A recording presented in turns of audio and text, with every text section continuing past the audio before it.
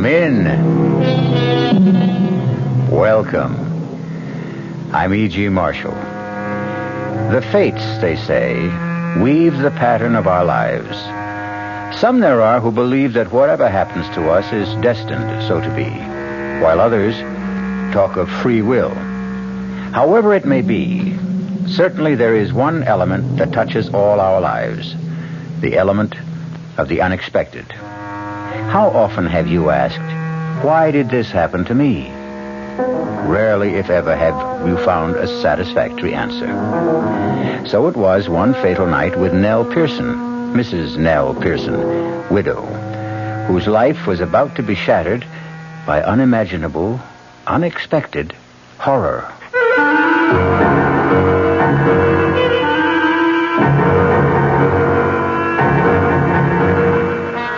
Our mystery drama, The Lodger, was written especially for the Mystery Theater by George Lothar and stars Kim Hunter.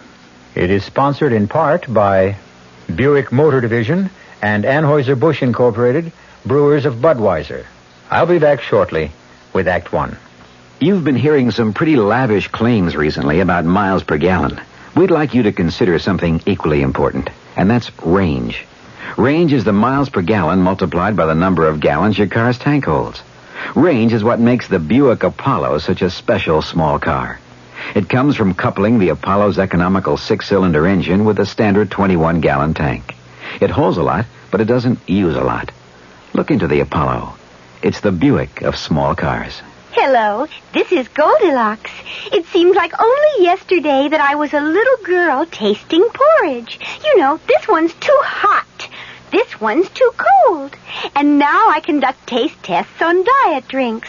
And there's one I must tell you about. Sugar-free Diet 7-Up.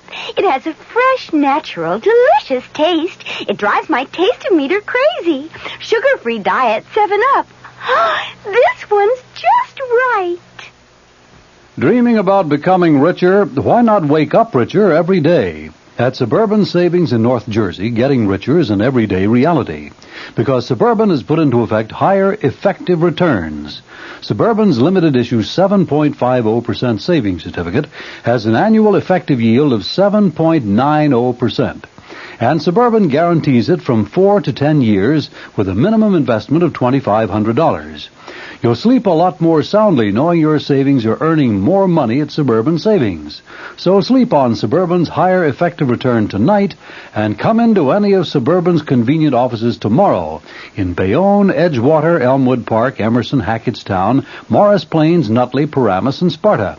Early withdrawal prior to maturity is, according to regulations, subject to a substantial penalty.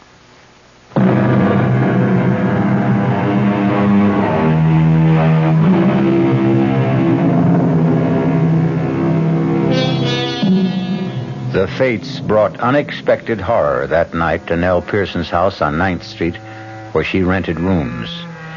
Yet one wonders, was it altogether unexpected? Could the frightful things that happened have been avoided had she been more alert, say, more sensitive to warnings of impending tragedy? No matter now. What matters is that earlier that day, in the afternoon, she had no idea that death, in its most grisly form, was shortly to enter her house. Oh, my goodness, Mrs. Pearson. Oh, my goodness. What is it, Miss May? The headlines, look. Ripper strikes again. Oh, good heavens, that's awful, perfectly awful. Read it, Mrs. Pearson, read it. I am. No, out loud. I mean, I want to hear. But you just finished reading. Well, all right. The Ripper claimed another victim last night. Thursday night. He always kills on a Thursday. This time, another attractive widow, Mrs. Henry Dodd. Always a widow, always a widow. Miss Mapes, please. The body, gruesomely slashed and mutilated, was discovered by a neighbor who, hearing Mrs. Dodd's hysterical screams, rushed to her apartment. There she found the comely young widow lying in a pool of blood. Oh. And a message scrawled in red lipstick across one wall. Stop me. Please stop me. Excuse me, Miss Pearson. Which windows you want washed first? I don't know, Charlie. You want to get to that today? Well, it's kind of warm out. I thought it'd be a good time to get started on them. Well, you decide, Charlie. Suit yourself. There's been another one, Charlie. Another what, Miss Mapes? Murder by the Ripper. Another widow, like always. You don't say. That makes the 5th, don't it? The 5th in 5 weeks. One a week for the past 5 weeks. And always on a Thursday night between 11 and 12. And always a widow. Oh, I better change my night out. What do you mean, Charlie? Yeah, well, Thursday's my night out, and you're a widow, Miss Pearson. You never know. The police might start putting 2 and 2 together. Oh, Charlie, you and your jokes. I don't think that one's particularly funny. I'm sorry, Miss Pearson. I was just funning, that's all. Well, take your fun out on those windows. All right, getting right to it, Miss Pearson. Getting right to it. Maybe he wasn't joking, Charlie. Not joking? Well, Thursday is his night out, and you are a widow, and, well, who knows? Oh, Miss Mapes, if I had your imagination... excuse me. Yes? How do you do? My name is Tony Adams. I saw your sign rooms. Wondered if you had a vacancy, maybe. Oh, yes, I do. Won't you come in? Thank you. I have a room on the 2nd floor front. It's very spacious, light, and airy, too. Fine, I'll take it. You haven't even seen it. I've seen you. I don't go with the room, Mr. Adams. Oh, sorry, I meant it as a compliment, not a proposition. I'll show you the room. This way. May I ask your name? Pearson. Mrs. Eleanor Pearson. Nell. You've been in town long, Mr. Adams? Oh, no, a few weeks. I've been staying at a hotel, but, well, I never did like hotel living. Oh, what do you do? Reporter. I'm a reporter on the City Sentinel. Oh, that must be interesting. My husband always said newspaper work must be fascinating. What did he do? The room's this way. Why, he was a riveter. Putting in beams on new skyscrapers. Dangerous work. You've been a widow very long? Oh, it's close to 3 years now that... How do you know I'm a widow? Don't look so surprised. For one thing, you talk about your husband in the past tense, and for another, you're not wearing a wedding ring, and, well, rooming houses are run by widows more often than not. Oh, you're very observant. I'm a reporter, and that's my job. Yes, I suppose it is. Here's the room. Fine, just fine. You haven't seen it. You're not even looking at it. Why look at a room when I can look at you? Mr. Adams, let's get something straight. I've had more than one male boarder make a pass at me, and everyone found himself out on the street in short order, bag and baggage. Now, if you're after a room, fine. But if you're after something else... Ah, come on now, Nell. Mrs. Pearson, if you don't mind. Okay. I've got to get back to the paper. See you later. But you haven't even asked the price. It'll be okay, whatever it is. It's $80 a week, including breakfast and dinner. Whatever you say, Nell, whatever you say. Well, I never. Doesn't look at the room, doesn't care about the price, just drops his top coat on the bed and he's off. Well, I'd better hang his coat in the closet. It'll get all creased. Oh, no, what was that? Fell out of his pocket. Rolled under the bed. Would roll under the bed, of course. Make me get down on my knees and... Why, it's a lipstick. What in the world would he be doing with a lipstick?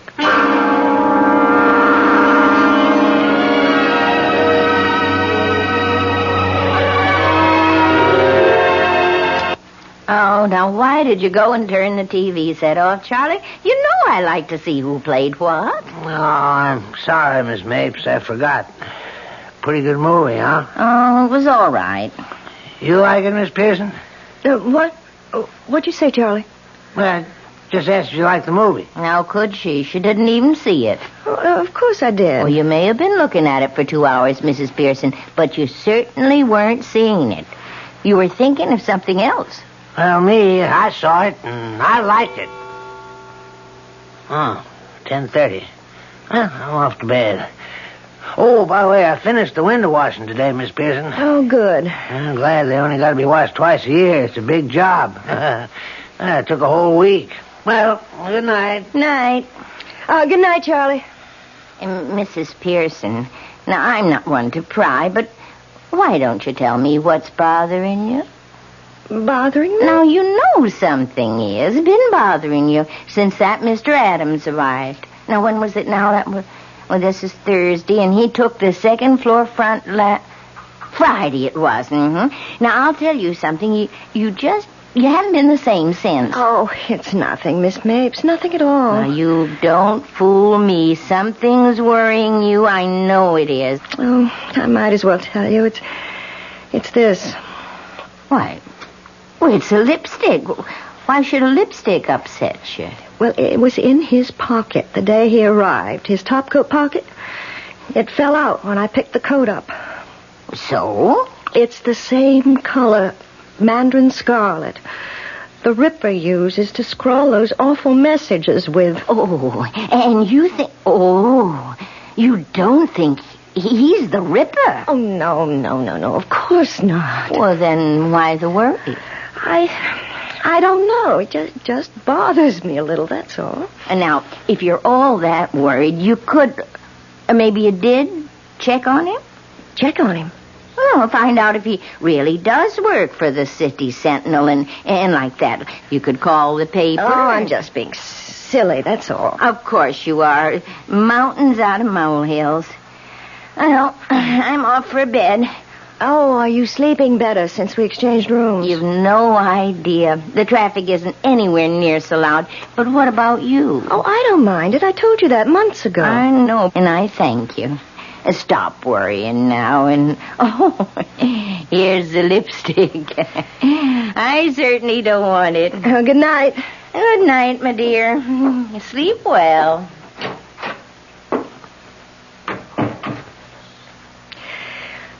I wonder...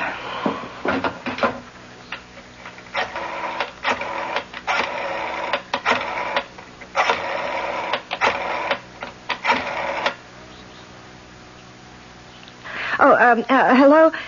City Sentinel? I'd like to speak to Mr. Tony Adams, please. Oh, I see. I wonder if you could tell me, has he been with the Sentinel long? 6 weeks? Thank you very much. 6 weeks. It was just 6 weeks ago on a Thursday. Just 6 weeks ago today that the Ripper... Miss Mapes! Oh, my God! Charlie! Charlie, where are you?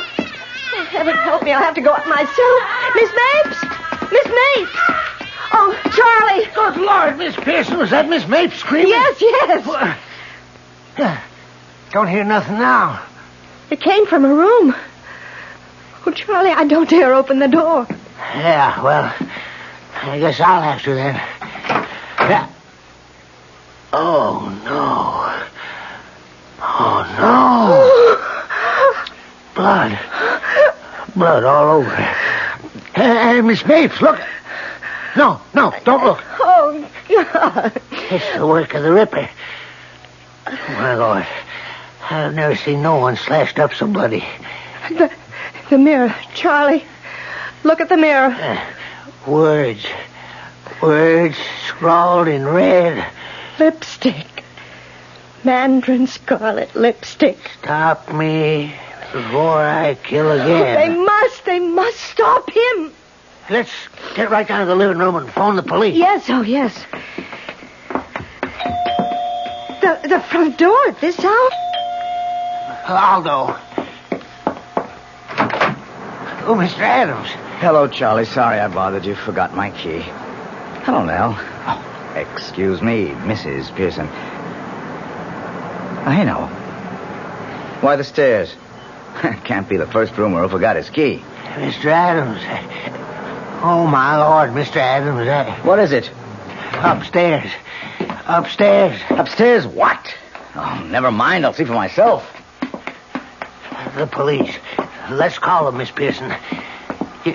Miss Pearson.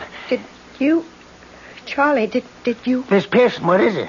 The look on his face when he saw me standing here. Did you see the look on his face? Well, yeah. I couldn't figure why we were staring at him. He couldn't figure out how I could be standing here. Huh? What? She's been killed by the Ripper. Miss Mapes killed by the Ripper, and he always kills widows. Hey. Yeah, come to think of it, that don't make no sense.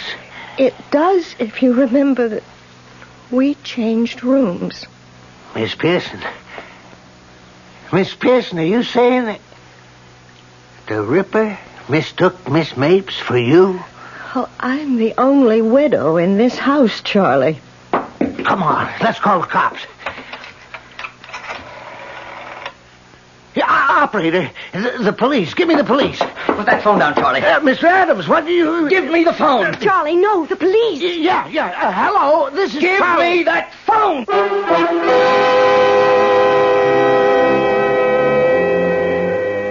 So, weaving their pattern of the unexpected, the fates bring together on this fearsome night an innocent spinster named Miss Mapes and the Ripper, who mistook her for Nell Pearson.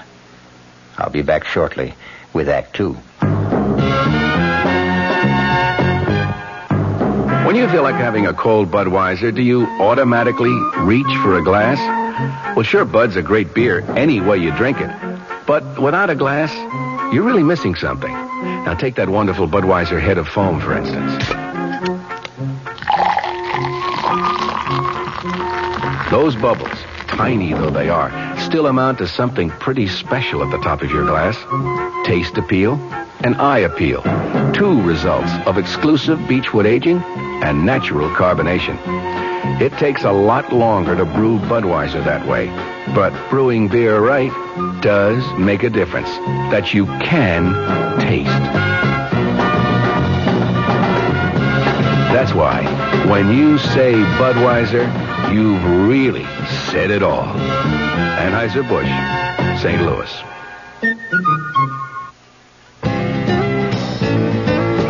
Hey, Mom, what's for dinner? Hey, Mom, what you got? Here's ShopRite's suggestion for a delightful cookout dish. Boneless top round or sirloin tip steaks, just $1.69 a pound. Delicious cooked over the coals, just as delicious pan-broiled indoors. For a busy night, here's a quick dinner idea. Freezer Queen family-size frozen casseroles, all varieties except beef, just 99 cents for the 2-pound size at ShopRite. For dessert, Pepperidge Farm layer cake, 17-ounce box, 69 cents in ShopRite's frozen food case. Cooking out or cooking in, ShopRite has the answer. She loves the family. She wants the best. She does all that she can do. She lets ShopRite do the rest. Hey, Ma, what's for dinner? ShopRite has the answer. Guess I ought to call old Blowhard Gildersleeve to tell him about my new radio show. Wait till he hears that his old pal Fibber McGee's got a new radio program. That'll really burn him up, the old goat. When he finds out I'm going to play some great old radio shows like Ed Wynn, Mr. District Attorney, even Bob Hope, old Gildy'll bust a gasket. Fibber McGee and Part 4 of his special program, The Good Old Days of Radio, will be heard tonight at 9 o'clock right here over WOR Radio, the Talk of New York.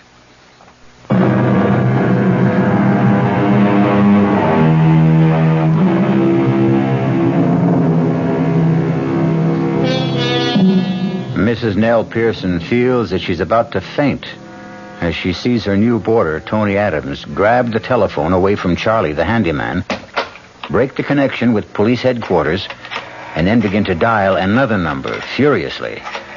Charlie stands as if turned to stone. Nell grabs the back of a chair for support as... Give me the city desk. Hank, Adams. The Ripper is struck again. Time, 11:15. Place, 129th Street. Rooming house owned by Mrs. Eleanor Pearson, widow. What? No, not her. One of her boarders. Miss Mapes. Well, he must have made a mistake. Hank, I know, but it isn't a widow this time. Now stop talking and take this, will you? In one of the ghastliest, bloodiest murders he's yet committed, the Ripper slashed his 6th victim.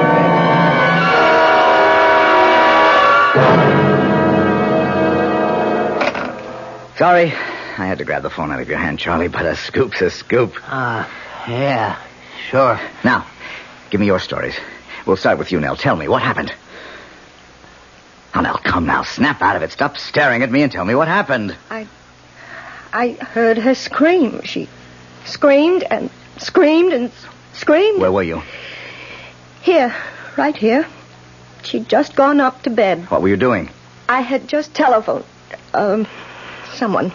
Then the screams began, and I ran upstairs, and Charlie was there on the landing, and we went into her room, and there she was. I've got to sit down. Nell, what's the matter? Let me help you. Don't touch me. Okay. All right, Charlie, let's have it from you. Oh, well, like Miss Pearson says, I heard Miss Mapes screaming and went running to see what was going on. You must have moved fast. Your room is in the basement, isn't it? Oh, well, I wasn't in my room. I was in Miss Pearson's room, just across from Miss Mapes. What were you doing in Mrs. Pearson's room? Yes, what were you doing there? You remember when you changed rooms with Miss Mapes a couple of days ago? Yes. And there was that leak in the bathroom and I fixed it? Yes. Right. Just went up to check on it, is all. I didn't know you changed rooms, Nell. No, you didn't, did you? That would account for... Why don't you say it? The Ripper mistook Miss Mapes for me because he didn't know about the change of rooms. You were lucky, Nell. Very. This time. Now, please, Mrs. Pearson, we're here to help you at police headquarters. And I understand why you're worried. It is possible the Ripper mistook Miss Mapes for you. He did. Yes, but now there seems to be something else on your mind. Something to do with, one of your boarders, you say? His name is Tony Adams. He's a reporter on the City Sentinel. Well, he rented a room at my place just a week ago today. That was the day after the last murder. Yes, I know. Well, after he rented the room, he left to go to the newspaper, and I picked up his top coat to hang it in the closet, and this fell out. A lipstick? Yes. Mandarin scarlet.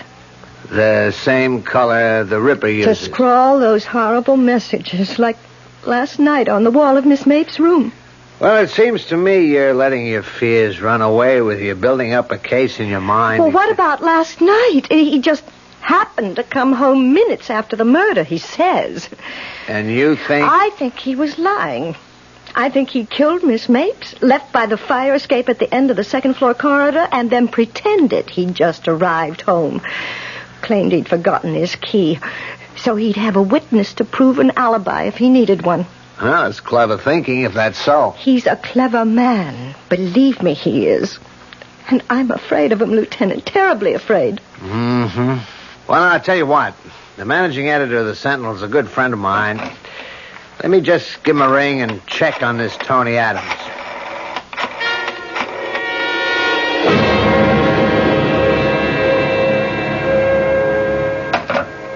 Mm-hmm. What? It's interesting. Your friend Mr. Adams was hired away from another paper, a metropolitan daily, because of the record of scoops he'd built up in a little more than a year. Scoops? Oh, that means... He always managed somehow to be on the scene of the crime first. An unusual record. A most unusual record. You think... Oh, I know what you think. He committed the crime so he could get the scoop. No, I didn't say that, Mrs. Pearson. But that's what you're thinking. Well, either he's a remarkable police reporter or he's the Ripper. Lieutenant, I want protection. You've got to protect me. I want a policeman in my house night and day until that Ripper is caught. Tell me, do you have a room available in your house? Well, there's Miss Mapes' room. Why? Well, look, don't hold me to this. What with one thing and another, we're short-handed right now, but if I sent one of my men to act like he was a boarder... Oh, I'd make room for him. You can be sure of that.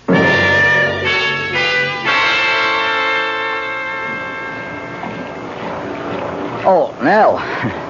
Charlie said I'd find you down here in the laundry room. Oh, what is it, Mr. Adams? What do you want? One thing I want is for you to call me Tony. One thing I want for you is to stop calling me Nell. Oh, come on. What have you got against me? Look, Mr. Adams, I've got a lot of work to do. Well, not much sense asking you now. What is it? Why, well, I was going to ask if you'd like to go to the movies with me. I figured that'd be your answer. What other answer would you expect? There was a murder in this house last night, a gruesome murder. Not only that, but the victim was a friend of mine. And you have the indecency to ask me to go to a movie with you? Yeah, I guess you could look at it that way, only...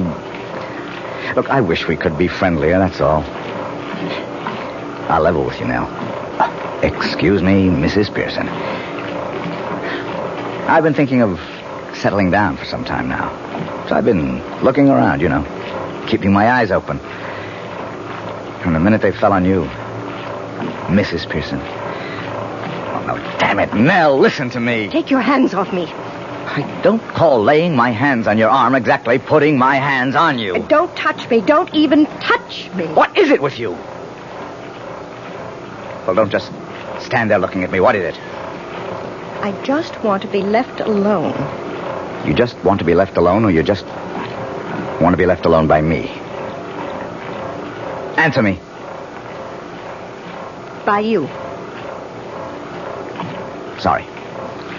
I won't trouble you again.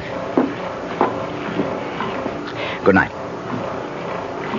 What are you doing there? Charlie. I come down to tell you there's somebody upstairs looking for a room. Man or woman? Man. Oh, well, if you'll excuse me, Mr. Adams. How long were you standing there, Charlie? Me? I just come down. Why? Nothing, Charlie. Nothing.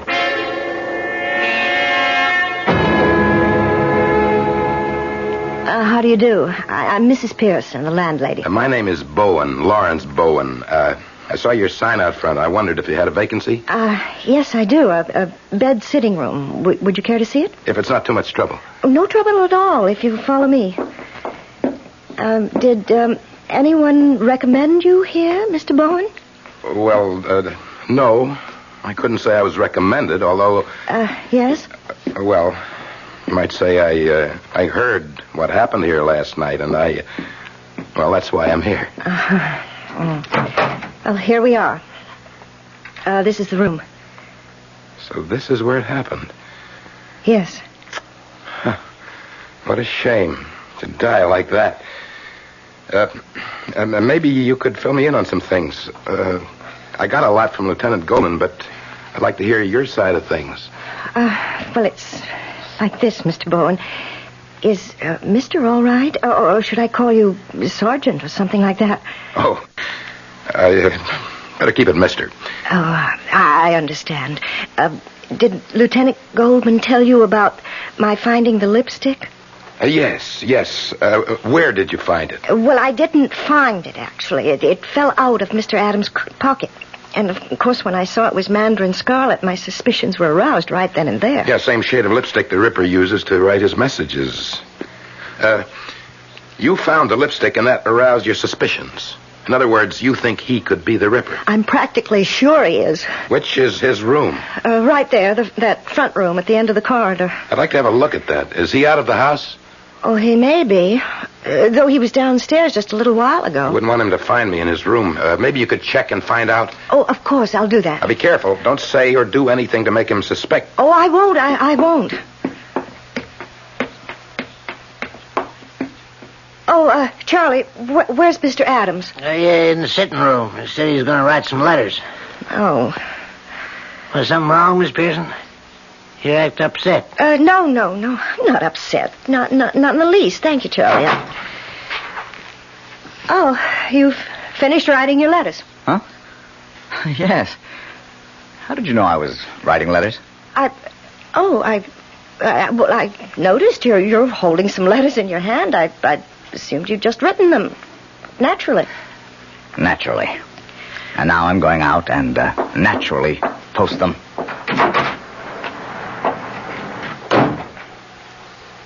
Say, what's, that's none of my business, I guess, but you two at each other's throats or something? As you say, Charlie, none of your business.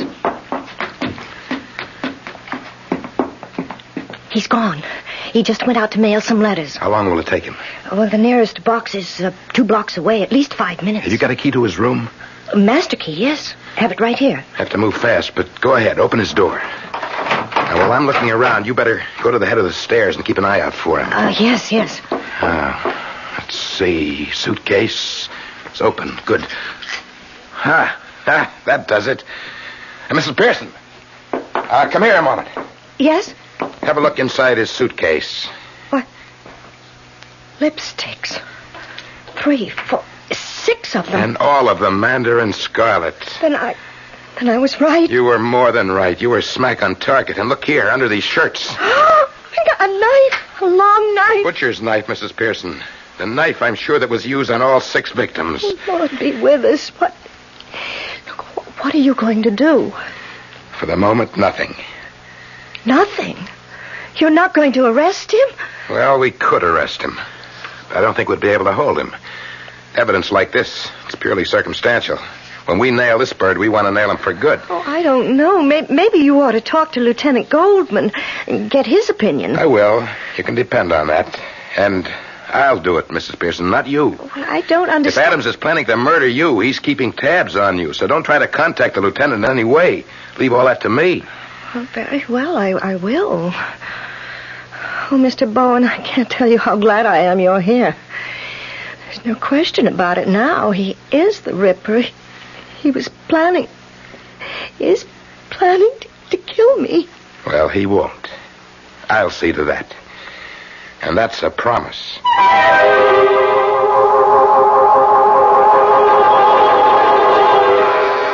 Protected by Mr. Bowen, Nell Pearson feels safe. Well, safer than she did. But all too often, the fates are at work, weaving, ever weaving, the unexpected. I'll be back shortly with Act 3. Give your hand to a friend. Give your heart to your love. But give your allergy to contact. Now listen carefully, because this message may surprise you. There is an ingredient that can effectively help block pollen's bad effect on your system. Sneezing, sniffling, drips, itchy, red, watery eyes. It's the antihistamine most prescribed by allergy specialists, and it's an ingredient in Contact. Surprising, yes, but the true wonder of Contact is how our tiny time pills keep this antihistamine working, helping up to 12 hours per capsule, all day, all night. Allergy is our business, too. Give your hand to a friend. Give your heart to your love. But give your allergy to Contact. Take Contact only when needed, only as directed. Introducing the greatest taste to come out of your toaster since Samuel Bath Thomas baked his original English muffins in 1880. Thomas's new onion English muffins. Little bits of real onion blended into Thomas's original English muffin recipe create a tangy taste that makes everything fantastic, like burgers and cream cheese and cold cuts. Even butter tastes better. Thomas's new onion English muffins. The greatest new taste since 1880. Thomas's promises. Hey, Pat, how tall do you think she is? 300 feet if she's an inch, Luigi, and a fine lady she is. The year 1886. While most New Yorkers were enjoying their first look at the Statue of Liberty, a few were enjoying their first taste of Thomas's bread and discovering it was every bit as delicious as Thomas's English muffins. Today, there's still never been a lady to equal the lady, or a bread to equal Thomas's protein, whole wheat, and white bread. Thomas's promises. It's bitter. It's sweet. It's bitter. It's sweet. It's bitter. It's sweet, Marcello. Well, maybe it's a bit sweet, Sophia. On second thought, I love its bitterness. Punte Mes. Is it bitter? Is it sweet? People have been arguing about it since 1786.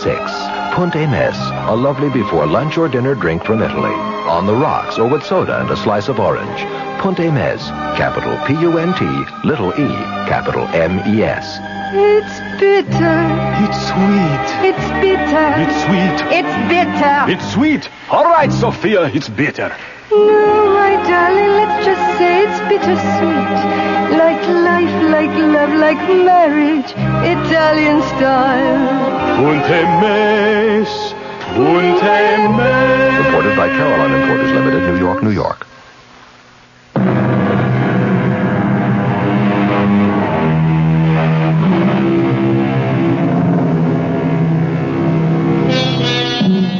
With Officer Bowen in the house to protect her, or perhaps I should say Mr. Bowen, Nell Pearson seemingly has nothing to fear.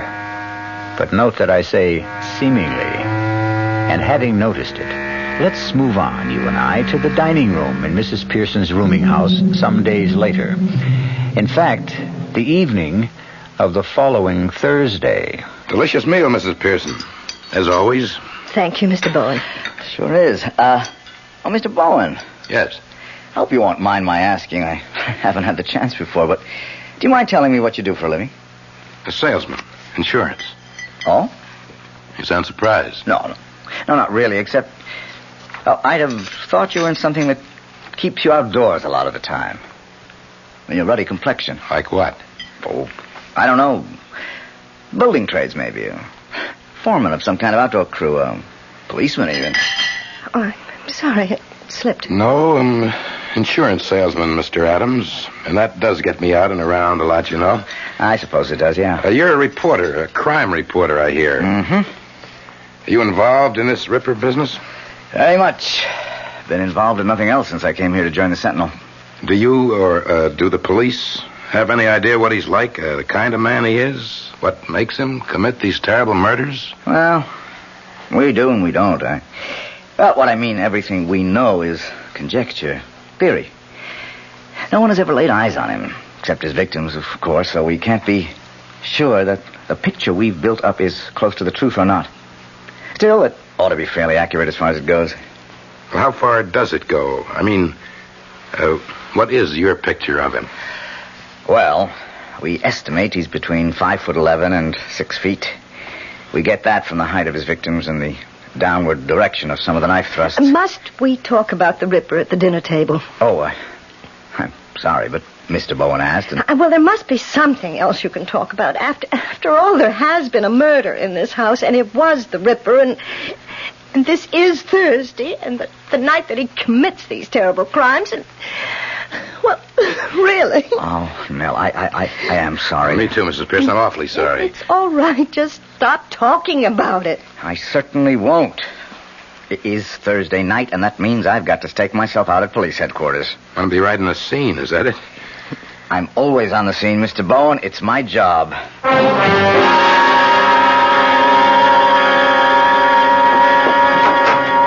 Well, here we are, Mr. Bowen. Come in. Well, now, this is very nice. Very comfortable, Mrs. Pearson. I can't understand why Miss Mapes, poor woman, wanted to change rooms with you. Well, the noise of the traffic bothered her. Well, no traffic noise that I can hear. Well, that's because it's so late. It's nearly 11, but Miss Mapes usually went to bed quite early. I see. Better lock the door, Mrs. Pearson. Oh, but with you here to protect me... Well, the fewer chances we take, the better. Oh, well, I'll lock it. Good. Now, all we have to do is just sit and wait. Till midnight, that is. After midnight, you'll be safe. At least till next Thursday. You mind if I turn on the TV? Oh, of course not. Why should I? Well, you'll want to read your newspaper you brought, won't you? No, not necessarily. I thought I might kill time while waiting, but... No, go ahead. Go ahead, turn it on. We can catch the 11 o'clock news when it... Oh, excuse me. Hello? Mrs. Pearson? Yes. This is Lieutenant Goldman, police headquarters. Oh, yes. I just wanted to let you know you have nothing to worry about tonight. Oh, I'm sure I don't. I feel perfectly safe. You'll feel even safer when Officer Randolph gets there. Did you hear me, Mrs. Pearson? Why, Why, no. What did you say? I've sent one of my men, Officer Randolph, over to your place. He ought to be with you in about 5 or 10 minutes. I'm very sorry I couldn't send anyone to stay with you through the week, but as I told you, we're short-handed. You understand? Mrs. Pearson? Yes, I understand. Good. Don't worry now. Goodbye. Friend? What? Friend calling to see if you're okay? Yes. Yes. Well, you are. All your worries will be over by midnight. Would you like something to drink? Oh, no. I'd like a cup of coffee myself. I'll just run down to the kitchen. No. I can't take a chance of letting you out of my sight, Mrs. Pearson. Not now. It's 11 o'clock. Time when the Ripper does his killing. Even though he doesn't want to. Doesn't want to? No, he doesn't want to kill. He has to. How do you know? Why else would he scrawl those messages? Please stop me. Don't let me kill again. Always with the same kind of lipstick, mandarin scarlet. And why a lipstick?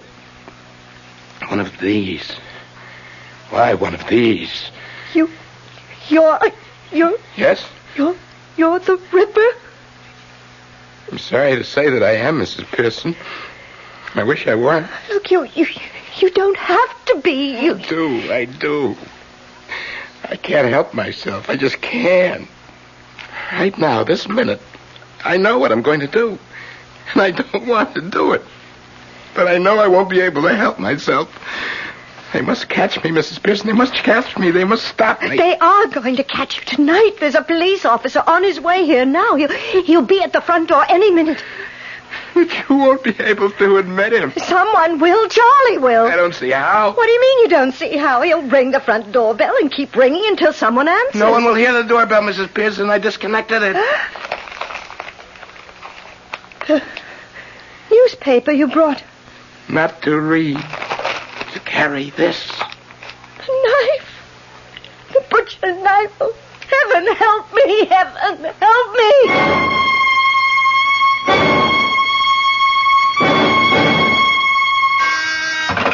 Goldman. Yes, send him in. Come in, Adams. Got a message you wanted to see me when I came in. Yeah. Coffee? Never turn it down. I just wanted to let you know I assigned a man to stay with Mrs. Pearson between 11 and midnight, and another hour or so after that, just to be sure. Thanks a heap, Lieutenant. I appreciate that. I think you're more worried about her than she was about herself. Well, to tell you the truth, I'd have stayed with her myself if I didn't have to cover headquarters. And if she'd have let me. Let you? For some reason or other, she won't have anything to do with me. Me, I go for her. She turns me on, you know what I mean? But I can't get to first base with her. You ready for a shock? What? I didn't tell you this before because I didn't get the chance. Too damn busy with one thing and another, including putting a check on you. I don't get you. I had you checked out up and down and sideways because, well, you're not going to believe this. Mrs. Pearson was convinced you were the Ripper. Nell Pearson thought I... Hey, excuse me. Goldman. No one answers. Well, that doesn't make any sense. She's there. I talked with her on the phone 10 minutes ago. Tell him to try again. And tell him to make sure he's got the right house. These rookies. What? The guy I sent over to stay with Mrs. Pearson says nobody answers the doorbell. Not out of order, is it? Oh, well, I know. I've got a key. Maybe he went to the wrong house. Yeah, maybe. Look, you don't know what you're saying. I never tricked you. Oh, yes, you did.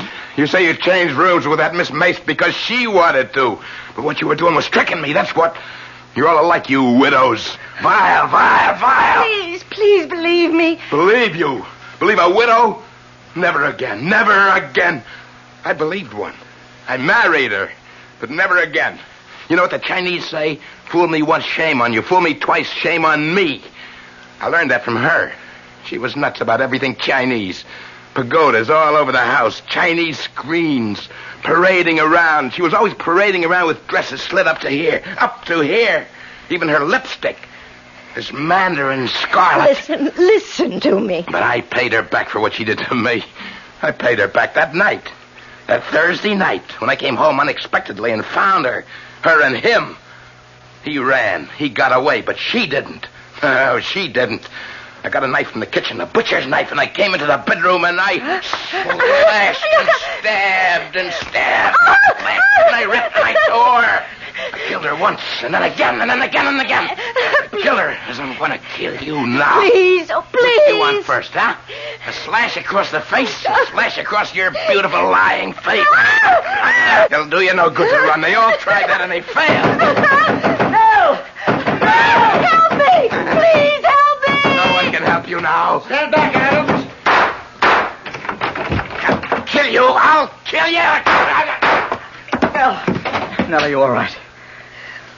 Thank God you're here. Thank God. But how? The cop Lieutenant Goldman sent over said no one answered the doorbell. Seemed odd to me, so I decided to come over and check. Lieutenant Goldman came too. Oh, Tony. Take it easy now. Here. Sit down. That's it. Can you ever forgive me? I misjudged you so terribly, so terribly. That's for sure. What about him, Lieutenant? He's gone. I hated to kill him, but I had no choice. And not the way he came at you, swinging that butcher knife. Hey, what are you doing? Calling the Sentinel. What else? I've got another scoop. If you don't mind. Hey, what? Operator, give me police headquarters. Oh, that's gratitude. I lead you to the Ripper, and you swindle me out of my scoop. You'll get your scoop. And the way Mrs. Pearson is looking at you, I'll say you get another. Hello, this is Goldman. Give me homicide. Will I know? What? Chief. Tony? This is Lieutenant You Goldman. know I've been crazy about you since I laid eyes on you. Yeah. You do know that. Yes. No, he's dead. Yes, I guess I do. Had to kill him. Well, look, that movie I asked you to go to, they've held it over another week. Okay. Will you go with me some night? I'd love to. Anytime. Any night. But Thursday.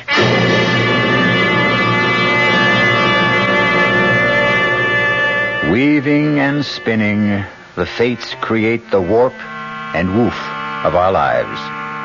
And always through the pattern runs the scarlet thread of the unexpected. Sometimes for good, sometimes for evil. And make no mistake, as the unexpected awaited Nell Pearson, so it awaits you.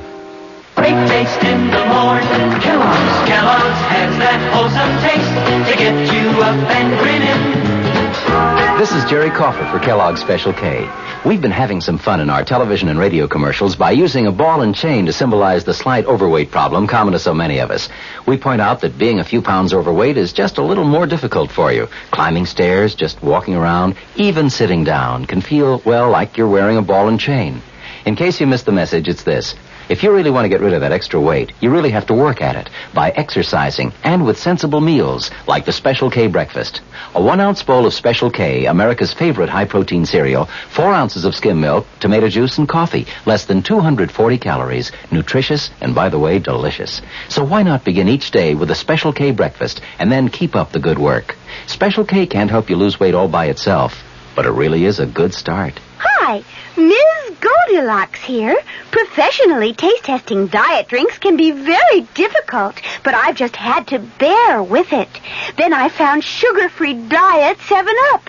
It doesn't taste like other diet drinks. It's fresh, light, natural, delicious. Sugar-free Diet 7-Up tastes so good that I've taste-tested it hundreds of times, and each time I've given it my seal of approval. Yes, this one's just right.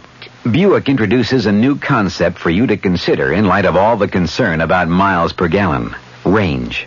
Range is what you get when you multiply the mileage your car gets per gallon by the number of gallons your car's gas tank holds. Range is one of the things that help make Buick Apollo such a special small car. It comes from coupling the Apollo's economical 6-cylinder engine with a standard 21-gallon gas tank. It holds a lot, but it doesn't use a lot.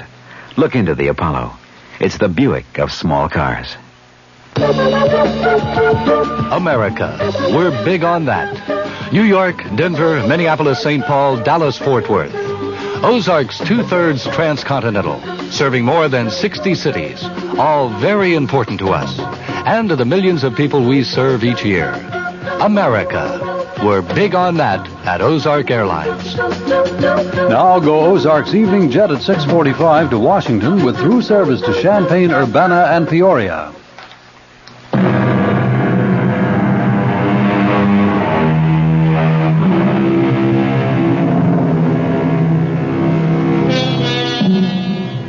I'm sure you'll want to know that Nell and Tony are married now. Tony's on his way to becoming managing editor of the Sentinel. And Nell on her way to becoming a mother. And so the fates weave a happy ending. For once. Our cast included Kim Hunter, Michael Wager, Robert Dryden, Mary Jane Higbee, and Joe Julian. The entire production was under the direction of Himan Brown. Radio Mystery Theater was sponsored in part by the Kellogg Company, makers of Kellogg's Special K cereal, new sugar-free diet 7-Up, and Contact, the 12-hour allergy capsule. This is E.G. Marshall inviting you to return to our Mystery Theater for another adventure in the macabre. Until next time, pleasant dreams.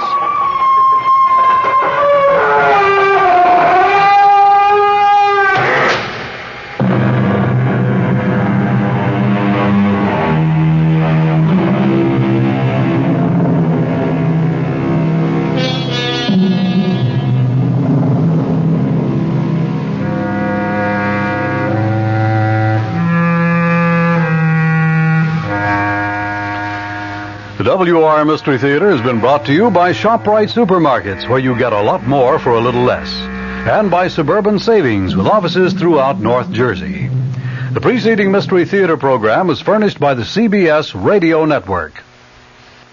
At this moment in time, Jason, I'm a very friendly ghost with warm feelings toward you.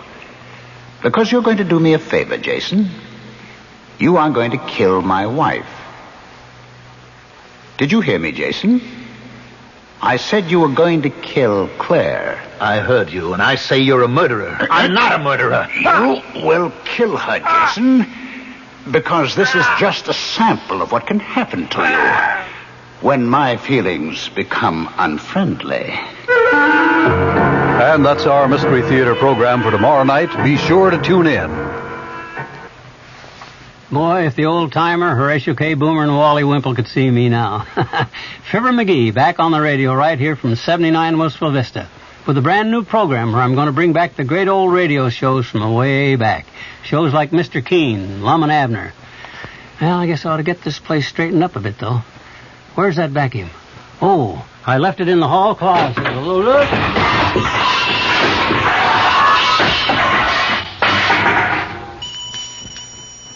Gangbusters, Duffy's Tavern, Mr. District Attorney are just some of the highlights of Fibber McGee's special program, The Good Old Days of Radio, tonight at 9:05 right here on WOR.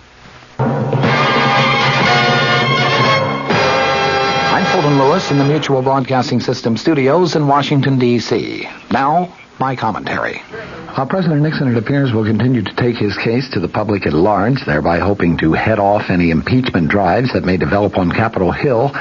The posture of the White House, the president's official family, has been decidedly defensive these past few days. Repeatedly, White House officials have been asserting that Mr. Nixon is not going to quit. Those assertions being, of course, in response to calls from a growing number of congressional Republicans for the president's resignation. When charges of a specific nature have been leveled at Mr. Nixon, they have been answered promptly and firmly. Just today, for example, the White House charged that there has been, in its words, a concerted effort by some sources to circulate fallacious reports that the president has used ethnic slurs in private conversations. Deputy Press Secretary Gerald Warren agreed with White House lawyer J. Fred Bushart's assertion yesterday that attempts are being made to try to poison the public's minds by charging that the slurs were deleted from the recently released Watergate transcripts. Warren today commented, We have been aware for some time of a concerted effort by some sources, whoever they are, to get this fallacious story into print. He added that several newsmen have received reports on the alleged slurs, and that it was, in Warren's words, clear to us that there was a concerted effort to get this into print, and it finally succeeded. He was referring to a story that was published Sunday in the New York Times. Publication of the charges, Warren contended, demonstrates the vindictiveness of some people that we have seen developing over the past few months, trying to discredit the president in any way possible. When asked why the White House did not release the actual sections of the tapes to support their denial that the president made ethnic slurs, Warren said that pressure for such a release of tapes is precisely what the purveyors of this sad story wanted to happen. Incidentally, my own White House sources, people who have been very, very close to the president for many years, insist that it is not only unlikely but almost inconceivable that Mr. Nixon would be guilty of making the comments which have been assessed to him by the New York Times. As one White House aide put it, the words, the references, I don't believe are even part of the president's vocabulary. His choice of language might get a little rough at times, but ethnic or religious or racial references are never incorporated into that roughness. That assessment, I might add, is very much in line with my own knowledge of Mr. Nixon, which dates back also many years. The proof of the pudding is in the eating. The proof of this pudding could well come when Peter Rodino, the chairman of the House Judiciary Committee, and Representative Hutchinson, the ranking Republican member, accept the president